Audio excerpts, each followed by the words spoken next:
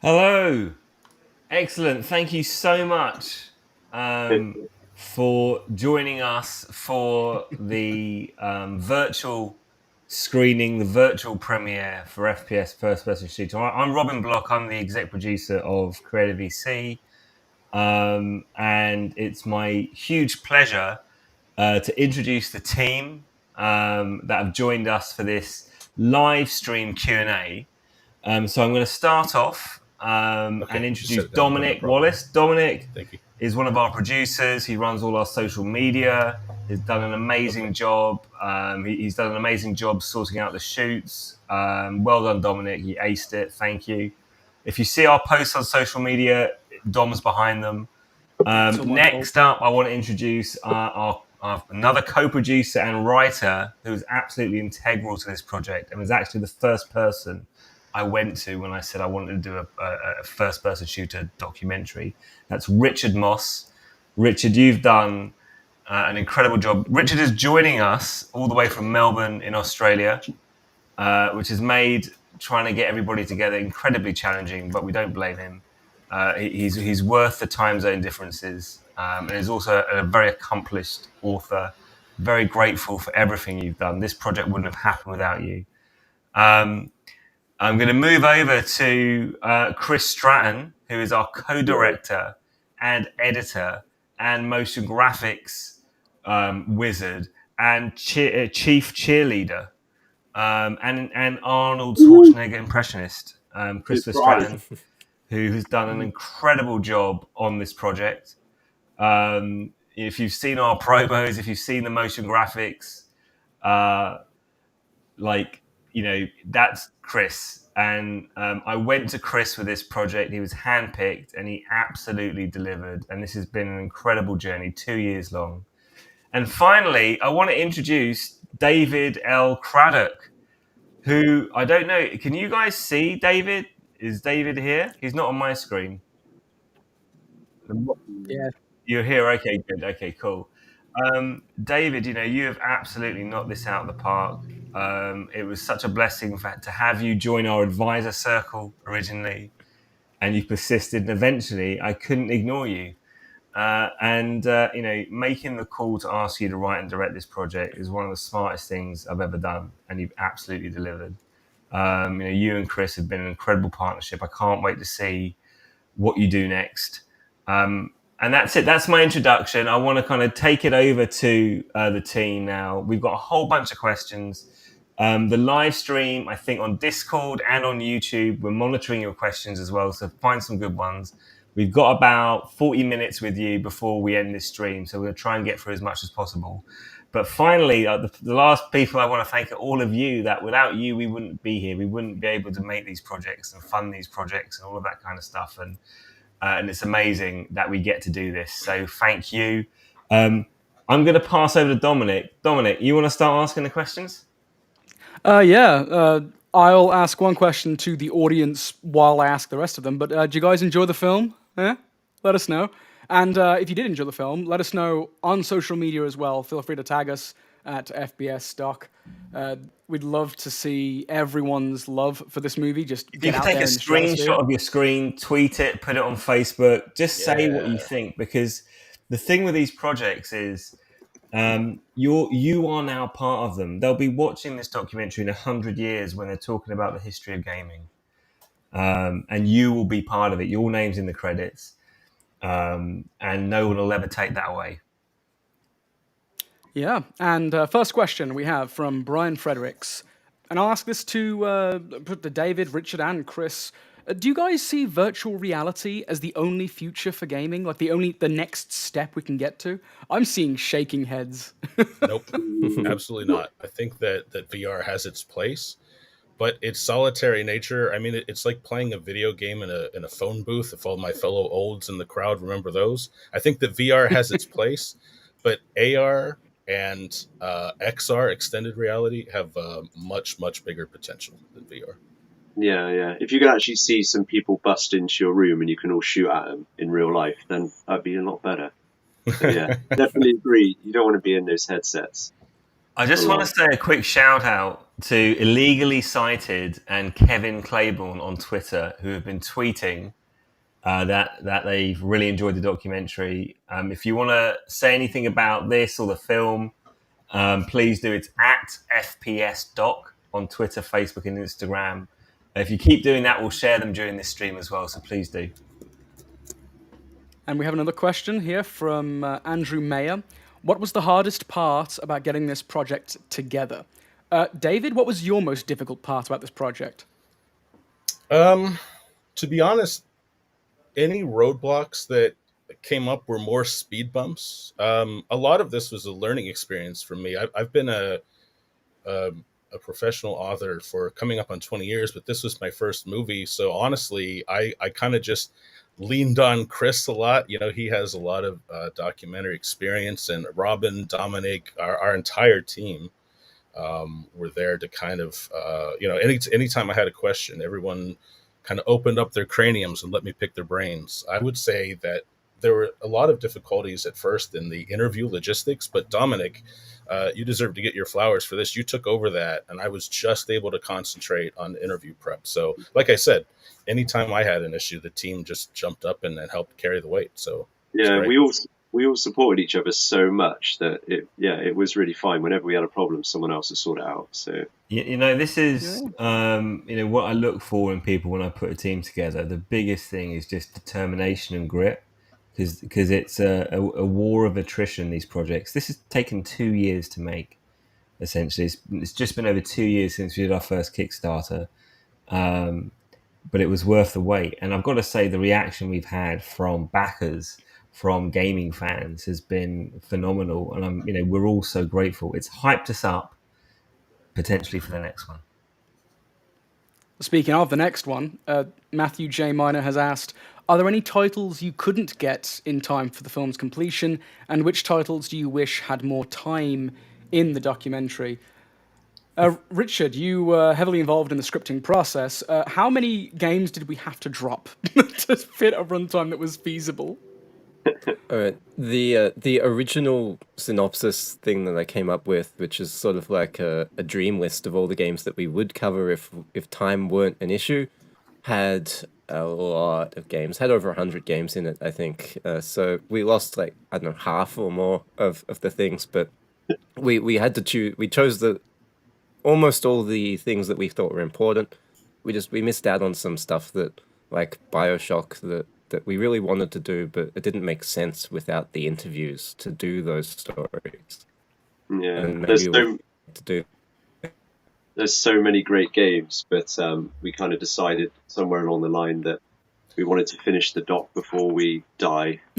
Yeah, I want to tell this story. Robin is actually responsible for helping us get more games in, because originally we were going to shoot for 3.5 hours, but I think this was back in April, which feels like 6 years ago. We did a backer review. Probably many of you chimed in on that, and the response was overwhelmingly positive. So Robin said, okay, let's do 4.5 hours. So we were able to fit in even more games, which I think really benefited the documentary. Yeah. So which games do you think should have got more screen time? David, I know you think Doom should have got more screen time. I mean, I didn't see any problem with giving Doom 3.5 hours, but everyone else is like, so, you have to give and take. You have to give and take. John Romero's interview alone would have been over 3.5 hours. So it was a 5-hour gauntlet Chris and I did. In fact, 2.5 hours in, I think Chris and John both had to use the bathroom, so we had to take a break. Yeah. And then we had to sleep as well for a bit because it went on. There's that. Sleep? Who needs that? I personally think that Blood needed more time, but that's just me. What about you guys in the audience? Let us know. Tweet at us, talk to us on Facebook, Instagram. Let us know which games you would have liked to see more of. Or let us know here in the comments as well, because it's always good to see which games resonate the most with people and what people want to see more of. But speaking of more of, let's go to another question. Let's have a look here. Just want to shout out Alex the Rat who's just said, just finished watching FPS doc with the backers on YouTube. This documentary really captures the big moments of the genre and how it shaped a generation of gamers and developers. A highly important documentary that I can see being relevant long into the future. 4.5 hours flew by. Thank you. Thank you. That means the world to us. Mitch Ryan, just watched the premiere screening of FPS doc. It's really well done. Lots of great stuff in there. Thanks. Keep them coming, please. Definitely. From Reese Macon, would you consider tackling any other game genres in the future? Perhaps making a mini doc focusing on a specific game series? Robin, would you like to tackle that question? Yeah, so I'm not sure how much I should say. All right. A strong maybe. Okay, so essentially, the short answer is we're looking to do a sequel to FPS because we want to do more on this subject. We couldn't do more because there are limitations on runtime. We want to do a book based on this series as well, and there's more gaming projects that I want to create. And one of the best things about a project like this is you really learn who's who. So the people that you see on screen now, they have been through challenges, they have been through the fire. And these are people that you want to work with again and again and again. And those are the kind of things that we're talking about right now. So this is the beginning of the Creative EC gaming documentary journey. We've got some incredible partners that are going to be coming up over the next few weeks and huge ambitions. I think eventually where I want to move to is build a membership platform where we have never-ending premium gaming documentaries with the best contributors, the best developers in the world. If that's the kind of thing that you could see yourselves being part of. Hope that answers. Yeah, strong maybe. From Zach Wright, this one's for you, Chris.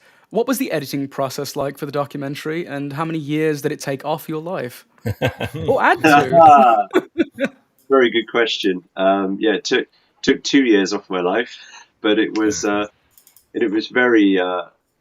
just a huge task. Like, definitely the biggest doc or project I've ever worked on, with the most amount of content. And the fact that it's 4.5 hours long, I mean, the amount of sort of finessing, editing, and VFX and sound work that you have to put into a 90-minute documentary is big. But to extend it to 4.5 hours, yeah, it's huge. But it had to be that way. It's the only way we could do it. So, are you ever going to release a screenshot of your premiere, progress?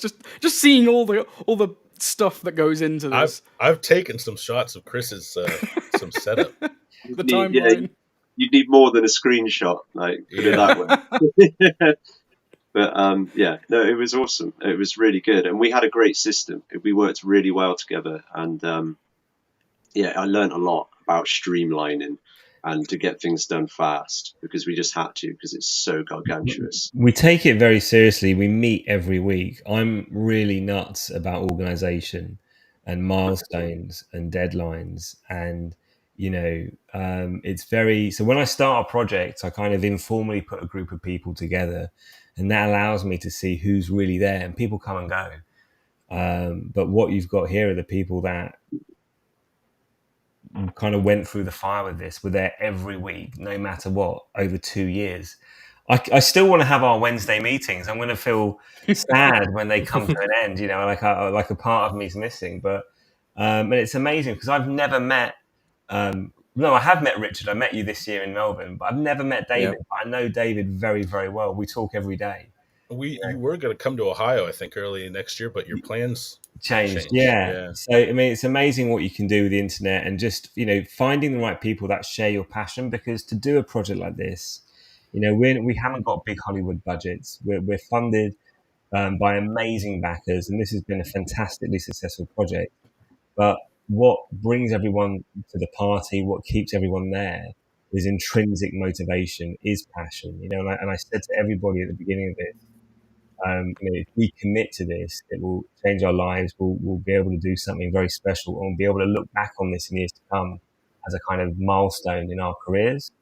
And that is playing out, which is amazing. I also just want to thank Adam Watts, he's just been tweeting saying, just watch the screening and wow, it flew by due to the amazing work you've put into the history of FPS. Loved it. We'll watch again due to how greatly made it is. Well done to all the creators of this. By the way, if anyone tweets anything that's like this was the worst project in the world, what they're doing, I might read that one out. Carry on. Definitely tag me in those because I want to see them. But speaking of Adam Watts, we have a question from Adam Watts. What advice do we as the creators have for indie game developers starting up with their first game and workflow advice? If any, could we provide any kind of hints? After David, you've interviewed so many developers at this point. Have they given any insights that could help? So yeah, I've also worked in game development off and on since 2008. Been part of some AAA games, been part of some indie games. And the best advice really is to really pick your battles and kind of start small.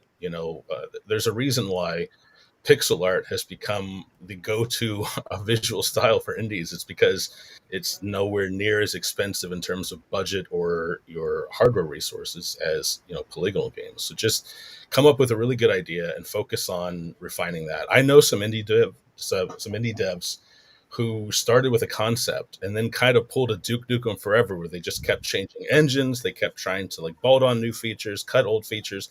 They never released their game. So start with something small. So start with a concept you really like, build that out, and then move on to other things after that. Very good advice. From Blake Johnston.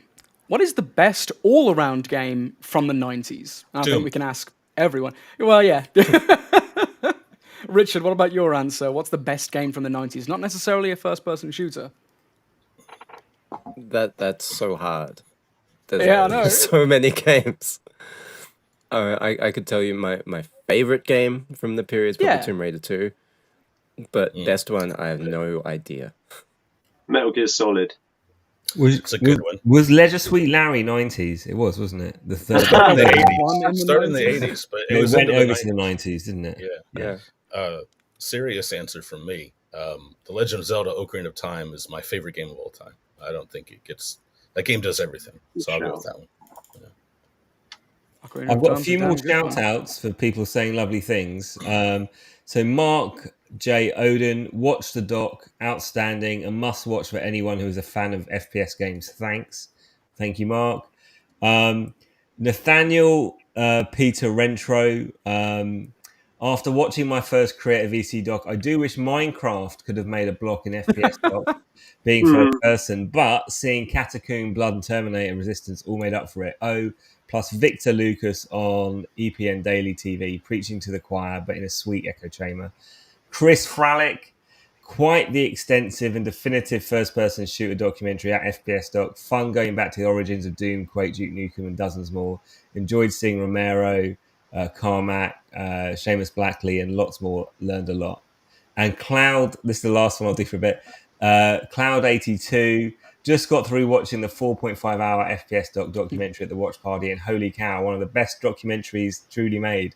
You can tell so much hard work went into it, and you can see the passion from those involved. 10 out of 10. Thank you. Well, on that note, we have a question from Prasanna. What was the best part about making this documentary for you?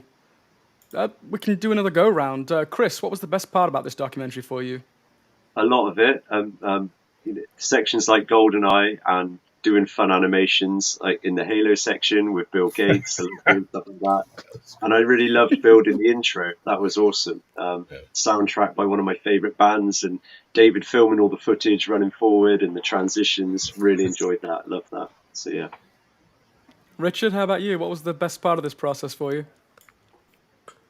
There's a lot of it that was really great to do. I think maybe either it would be doing some of the writing or a bit of the gameplay capture, where I was trying to make specific moments for Chris to put into the edit. That was lots of fun trying to figure out how to make specific things work that were exactly in line with what they're talking about. Like, the one I've talked about before is where you've got early modding and what's his name? Richard Gray. Richard Gray, that's right, Level Lord. talking about how first time he wanted to mod Doom, he went in and he's like, okay, I always wanted to know what's through this window, and so I went into the DEU, the Doom editing utility, the same thing that he used, and I figured out how to do what he did to recreate that footage for us, where he expanded the windows so we could go outside. That's lots of fun doing all that. Brilliant. Well, Richard, I have to say, your the capture you did for Maze War was so impressive. I don't even know how you were able to emulate that, but that was really cool to see. I love that. Yeah, it took a lot of time to figure out how to get that emulator to run, and I had to ask someone because there was something I wasn't doing right, and it turned out it was pretty minor. But yeah, typing stuff in to make it more dynamic, like, oh, gotcha, like I'm actually playing games with real people. That's good fun. I've got a couple more Twitter things to shout out. So Charles further away.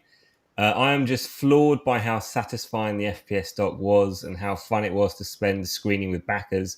The pacing was equivalent to a speed run of any game from the genre. 4.5 hours, get psyched. And as far as I'm concerned, it's the god mode of video game documentaries. We're going to quote that on our next campaign. And then Albert Tatlock just watched FPS doc, first person shooter documentary, Sublime. If you're into FPS and brackets and the history, watch it. Excellent. Thank you. If you go onto Twitter and just see, this is the best thing ever. Getting this kind of feedback, it's really been.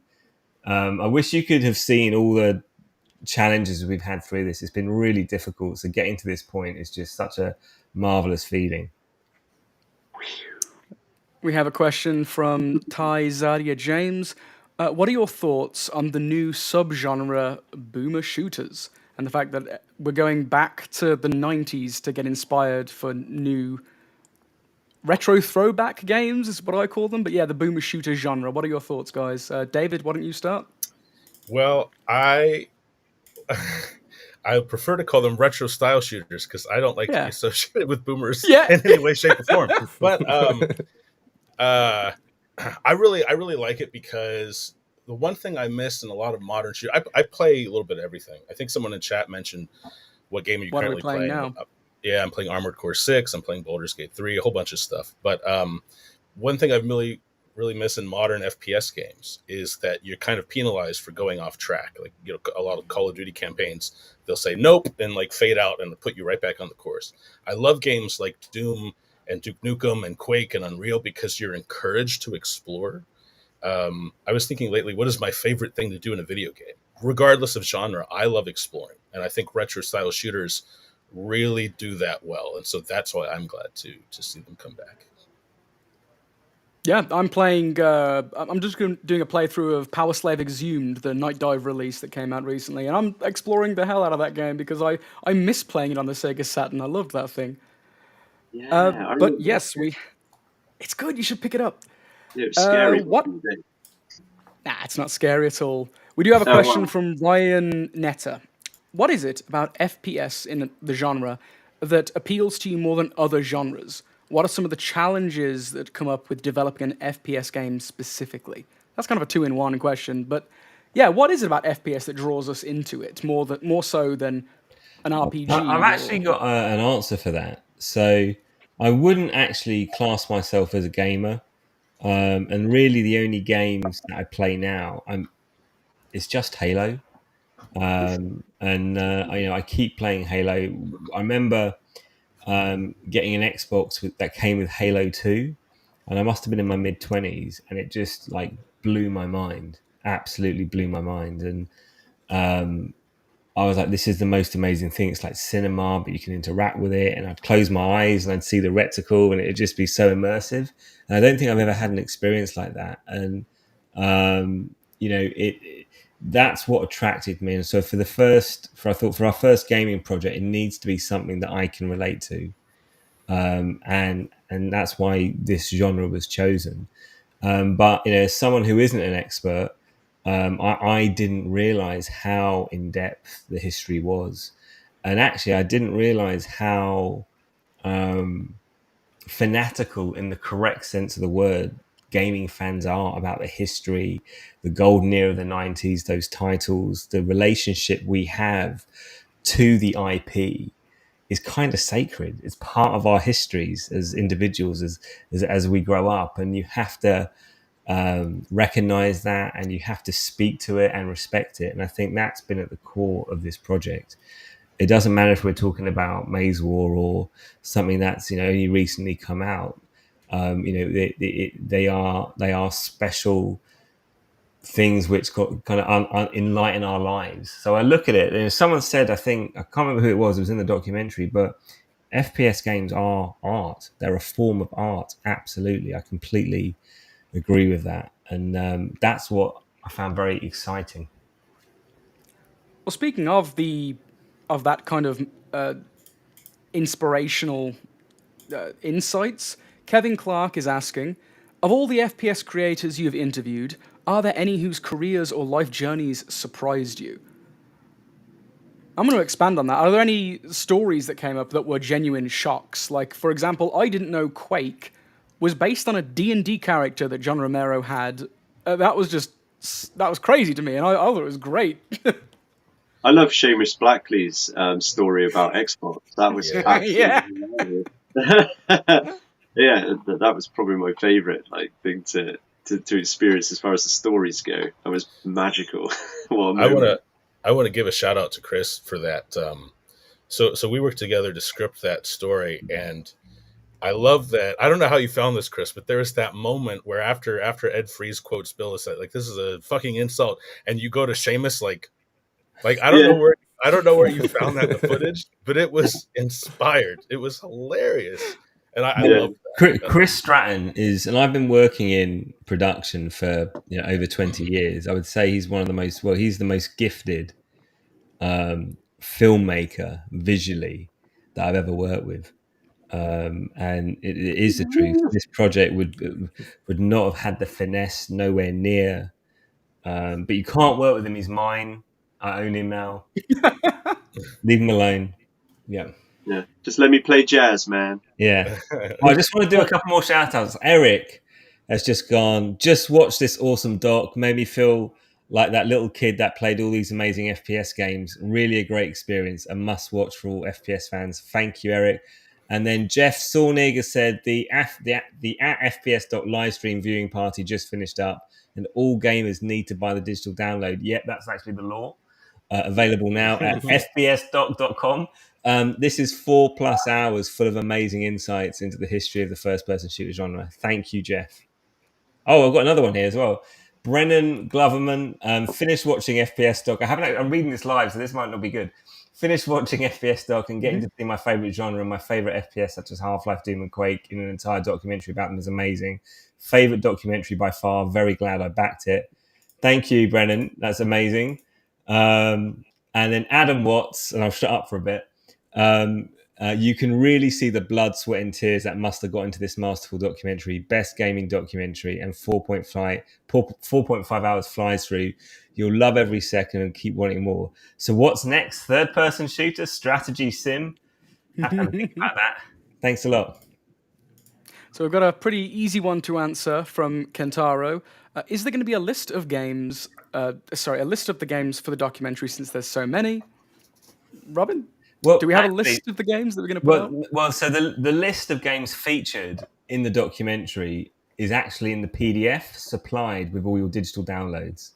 So there's actually in the mini booklet. So those of you that got the Blu-ray and upgrade and all that kind of stuff, and if you were part of our recent campaign this year, it comes as standard. You get a mini booklet, and at the end there's a kind of checklist where you can just literally check off all the games you've played that have been featured in the documentary.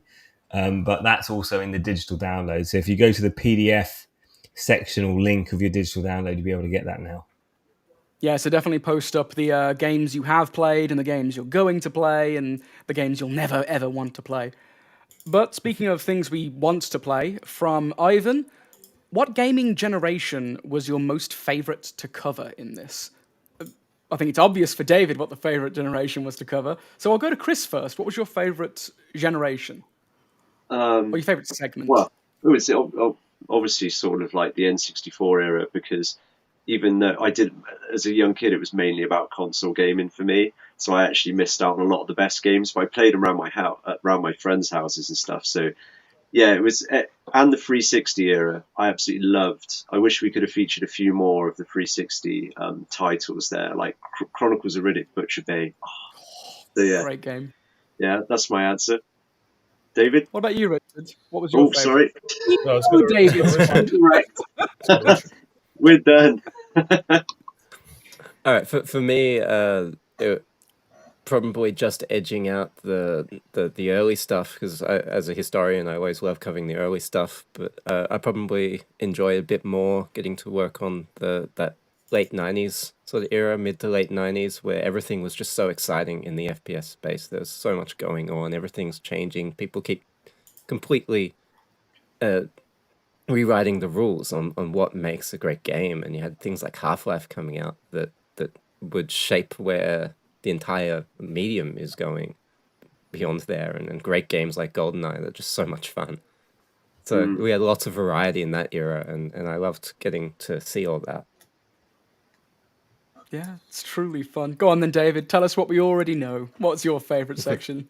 You know, Dominic, I'll have you know that I loved the year 2015. No, I loved the 1990s. I mean, Richard put it perfectly. Like, if you look Yeah. at technology today, the jumps we see are more kind of like little hops, because during the 80s and 90s, technology, they were just pole vaulting to new features, new technologies, and you can see that in FPS games. If you look, I mean, to go to like from 1993 to 1994, just Doom to Doom 3, it's wild. Like, that's a pretty good way to kind of bookend how much technology was changing. So it's pretty cool to cover all that. Graphics were so much more fun back then, weren't they? Because new They graphics. were. I can see a tree in the background, and I can walk over to that, and it blew your mind. Yeah. Wait a minute. I can look up? This is crazy. Yeah. Especially when the tree was just a one-sided sprite that kept Yeah, rotating. Oh, yeah, Shadow You gotta Warrior love trees. that. You gotta love that. We have a great question from Walter. He prefaces by saying, probably a stupid question. I disagree. There are no stupid questions. How the hell do you guys not freak out when interviewing so many industry legends for a single documentary? David, how do you not freak out when interviewing these legends? You know, I have talked to these folks so many times. I'm going to brag a little bit here. John Carmack was resistant at first to doing that, but he actually got back to me and said, "You're kind of one of the only journalists who will come out of my programming cave for." Just a couple months ago at Comic-Con, John Romero asked me to interview him on stage about his memoir that came out. So I actually work with Sean now. I'm a narrative designer at Romero Games. So you know, when I started out, it was pretty nerve-wracking, but now a lot of it is context. If you just think about, I'm not interviewing John Romero, I'm having a conversation with John Romero. I'm just talking about games with a cool guy. You know, that's really what it is. I got to interview some of these individuals You as well, did. and I was way more starstruck than you are. I just pretended like I was talking to a mate, and after about 3 or 4 seconds, the back and forth we were having, it was just like talking to a fellow nerd. It was great. There you go. So these people are surprisingly human. They are legends, but they are legends that are kept within human shells, and they're just pleasant folks to talk to. I hope that answers the question. Human shells. Yeah. Okay, here's a question from Barnett. How did you select the games to include and what to keep and what to lose? Richard, given that we had over 100 and we had to crop, like you said, over half of them, how was this process done? Like, how easy was it to kill our babies? A lot of it was quite easy to do, I think, and that's just because of the material. You know, we're making a documentary. We can only feature what we have footage for. If people don't talk about it, it doesn't exist. And so if the people, you know, these 48 people that we interviewed, if none of them are familiar with a game, well, then we just can't cover it, except maybe to sneak in a few frames of footage to show it off when there's something vaguely relevant to it that we're talking about. And so that gets rid of most of the stuff just right there already. And then beyond that, it's you know, what do we have the best material for? What's the most important game? There's some stuff where we've got a bit of material in the chat. There was a mention of Redneck Rampage before. It's like we've got a bit of material, but we can't cover everything. We had to be selective and go, well, what are the most important games and what are the best stories that we have? What should we leave aside? Because we have too much to cover in 4.5 hours. This could have easily been a 6-hour film with the footage that we had, but we had to stop somewhere. Yeah. I've got a few more shout outs. This is C.N. Just watch the doc. Honestly, one of the best documentaries I've watched recently, and an immaculate part of gaming history. A great entry point for new gamers as well. Definitely looking forward to wherever you guys go next. Also, shout out to Butcher Bay. And then Jack Crosby Griggs, hope I got that right, wrapped up the premiere of the long-awaited FPS doc. An amazing and passionate effort. Gotta say, certainly reminded me of that. Certainly reminded me that John Romero is the undisputed coolest person on the planet. Still needed a 6-hour cut featuring 1.5 hours of Dave Oshry. And Jack has done a little picture of himself. And then Amy, I don't know if anyone knows this lady, Amy C.E. Klein Craddock, as David Craddock's wife. Oh, I've got to be careful what I say here. I've seen so many early cuts of FPS doc, I've lost count, but watching it once more live with all the backers, getting to see all your reactions and excitement. Thanks for making it feel fresh again. Yeah, awesome. Nice. That's nice. An easy one before a slightly more difficult one. So from Alexandria, who's your favorite FPS protagonist? And why is it Caleb from Blood? So we have an answer, a visual answer from David. He clearly likes Doom Guy. Yeah, he's all right. He's cool. Yeah. No, honestly, I love Gordon Freeman, kind of ironically, because I have friends who are like, well, see, the reason Half-Life is better than Doom is because Gordon is a physicist. I'm like, yeah, he's a physicist who goes around with a crowbar, with a shotgun, flipping switches. You know what I mean? He's really putting that degree to good use. But no, I have to say, JC Denton and Deus Ex is pretty great too, because JC can kind of become the sort of any character you want, and so that PC or that FPS RPG type of play is really attractive as well. I got to say, Richard, who's your favorite? Oh, Duke Nukem for Chris, of course. Got to say Duke Nukem because of the laugh. What about you, Richard? Who's your favorite FPS protagonist? I was just trying to figure that out. My first thought was like Shell from Portal, just because it's something a bit different, and there's a lot of spunk in that game, and you actually finally get to play as a woman instead of always being a man. But there's not that much characterization, so I'm not sure. If I thought about this for a bit, I'd probably come up with someone else.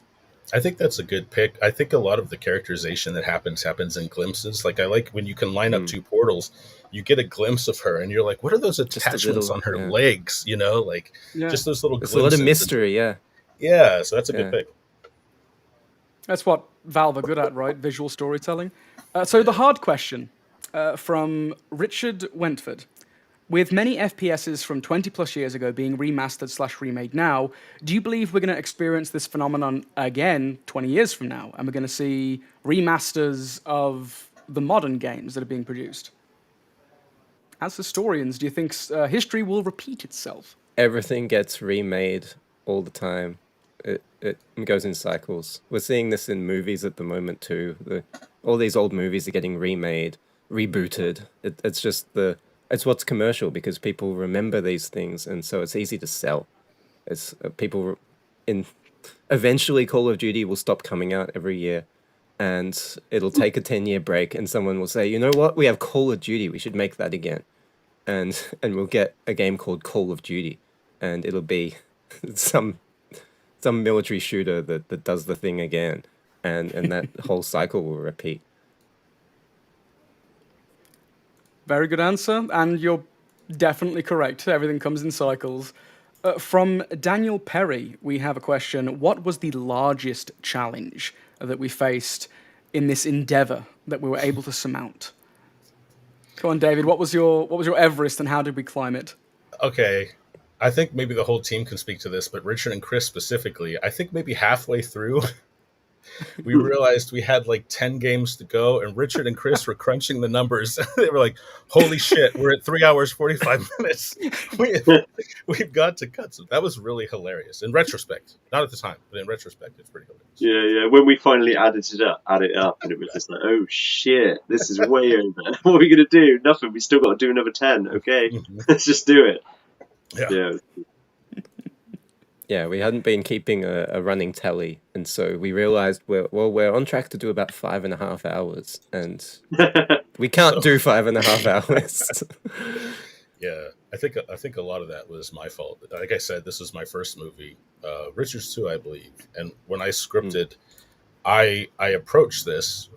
Poor Chris, by the way. I owe you an apology, Chris. I treated our drafts like, you know what, draft 1 is just going to be however long it is, and then we'll fix it later. And Chris, this poor guy who has to fix this stuff. I was like, fighting you on some of those. I was like, this one you've done over here, this is 5 pages long, so I know that's already going to be way too long.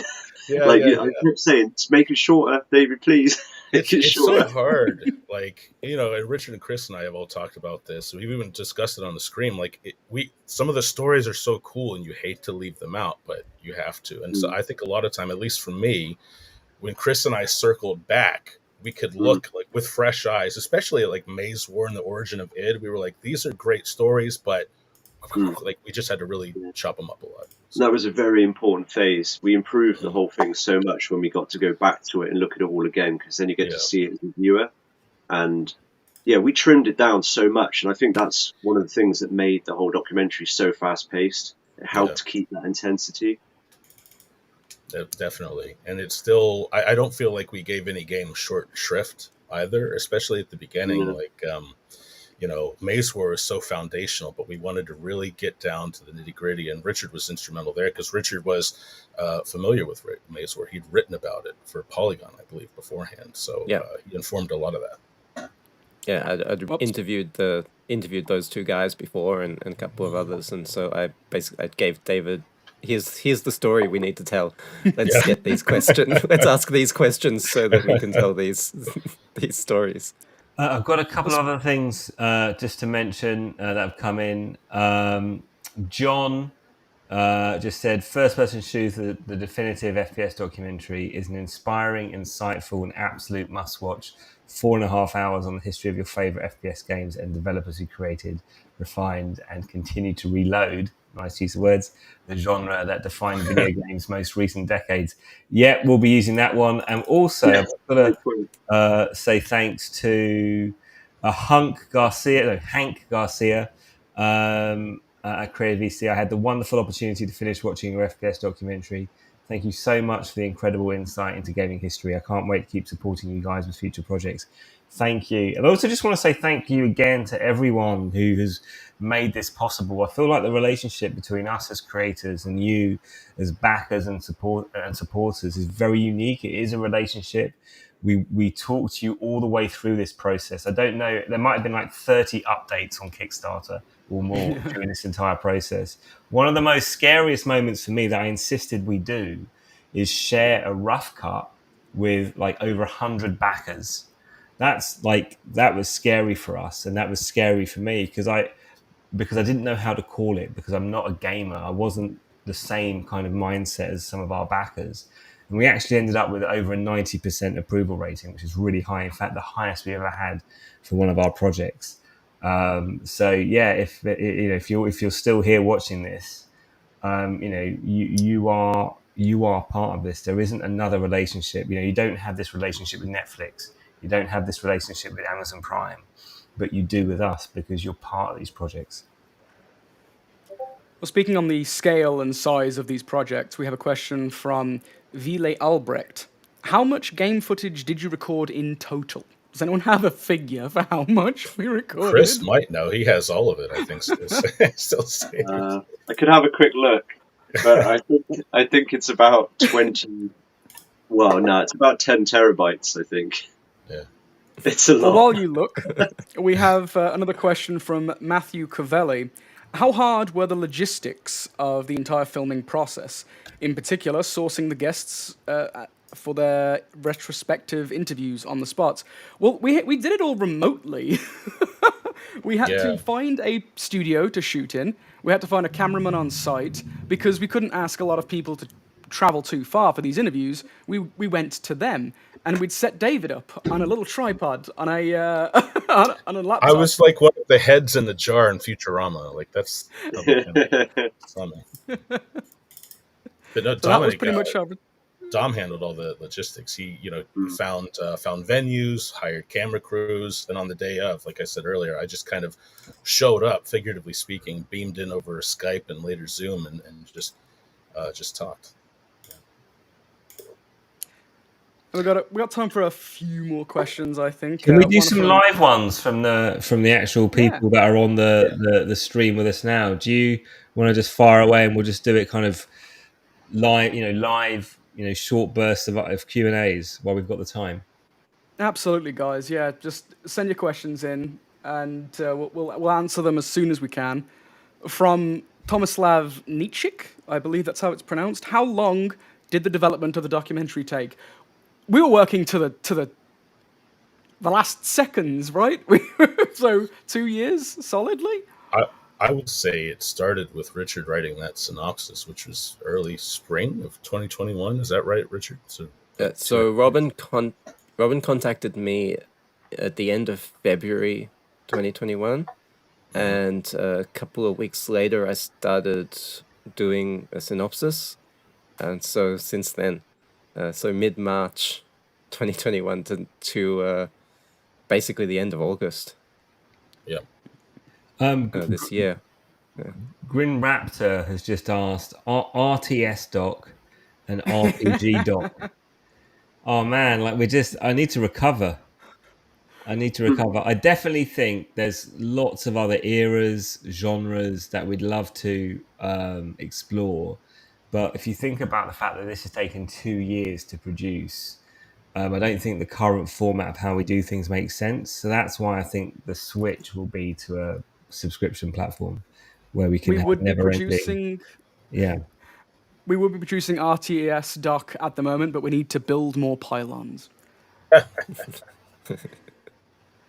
From Juan Moore, was there any guest in particular that you enjoyed interviewing the most, David? Who's your favorite? Come on, dish it out. We won't tell. Honest. I mean, You can't say John Romero.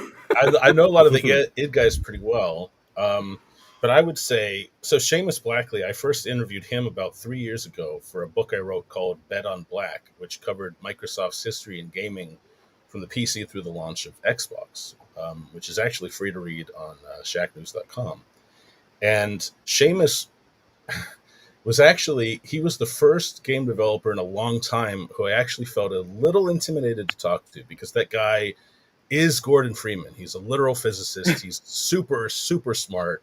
And he's as nice as can be, but he gives such really great answers. And I always enjoy talking to Seamus. And Seamus was impressed with Bet on Black, which is why he agreed to talk to me for FPS. So that was pretty cool. And from Mulry 101, was it hard to decide what gameplay footage to include? Not really, was it? It was harder to find the footage, because Chris would come around asking the team, "We need this to happen in this particular way. We need to bounce a grenade off the wall in System Shock," and I'm like, "I didn't know you could do that." And you had a good time trying to find gameplay footage for Deus Ex as well, didn't you, Don? That was difficult. Because I had to dissect something really confusing that they said. I had to turn that into gameplay footage. Yeah. Well done. You did all right. Yeah. It was Chris and Richard and I all worked on this. Like, once we had a script that we liked, the script kind of dictated the gameplay footage to a large degree. The grenade in System Shock was one of the hardest. But if there's a certain moment, Chris would say, "Hey, can you get me this?" And we'd go look for that. And many of you, our backers, submitted footage as well. So. Yeah, you guys helped out a lot. We got a question from John Walker, which is something we probably can't answer now, and he even specifies. Do you feel you lost anything in making the cut to 4.5 hours? Maybe a question to revisit when the dust settles. What do you think he means, lost anything? As in, was it longer, and did we have to shave it down? Yeah. Well, I mean, we did have to shave it down. I mean, there are sort of realities where you're doing projects like this that they become completely unmanageable after about 4 hours. And I guess we things like can answer it this way. Do you know how much is on the cutting room floor yeah, in lengthwise? yeah, there's quite a lot, right? Hours and hours. Yeah, And right. And it's just the problem is that like the legal insurance costs, all of those things start to get unmanageable, and you have to deliver, you have to ship. Ultimately, you have to ship, and we did. And it's at the same token, we got criticised publicly for it being too long. So you Yeah. can't really win. Boss man Andrew Dalton has just reminded me that we've got 15 minutes left before we get kicked off the stream. So it's Let's quick probably good fire these. to wrap things up. I'm just looking at some of the questions. Would you make doxing 4K? Yeah, there isn't demand. There is. I mean, we can, but there isn't. We don't see masses of demand for it. I'm not sure what Maze War in 4K would look like. And also, this isn't Avatar. It's talking heads. The Blu-ray will look stunning. We're looking. I just received my Blu-ray disc this morning because we're doing quality control right now on that. So the process takes a little bit time. Illegally Cited is just saying those people are wrong. I'd watch the 8 hours director's cut. I Yeah, for know sure. you would. We're here for you. We see you. Yeah, that's kind of what we're thinking. We got a question from Computer Ronin. Who added the door stuck clip? Because thank you. That's Chris. There's your answer. one of my favourite memories of that era. So definitely, man, it's so good. From Reverend Jack Asholio, which I'm sure is a legal name, did you get to see any other cool game props like the chainsaw? Yes. He arrived with a bucket of cool game props, didn't he? Tom Hall. I think we have this footage somewhere. Tom Hall brought, I mean, he was like a kindergartner at show and tell. He brought so Yeah, much it stuff. was great.